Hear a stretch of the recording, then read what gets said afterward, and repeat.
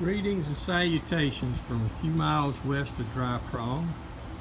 We are here in central Louisiana, and I am again looking at my roughly 1950 Massey Harris Pony. Of course, the battery is out of it right now, and it's had a lot of gyrations. There's no fuel bowl, but it's a direct fuel to a filter over here, inline filter. Gentleman I bought this from complained. He said it was running great and just all of a sudden it quit. So I'm suspecting it is either the condenser fried, or he had a break in one of his wires somewhere here. It is kind of an interesting wiring arrangement. I just love the ignition wires to the spark plugs. I'm sure everybody else will love that tangle knot as well there. But all in all, it's a pretty stout little old tractor. It's not much wrong with it other than getting the electrical right.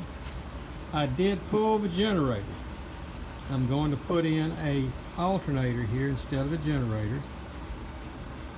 Got a one-wire alternator, whatever they call it, is a slim, small, whatever, tiny 12-volt alternator. I'm going to switch it to 12 volts. Some say, well, you're going to fry your starter. I doubt it, because I'm not going to run it that long on 12 volts. But the wiring is a mess. I've got to rewire and come back around and straighten up and clean up.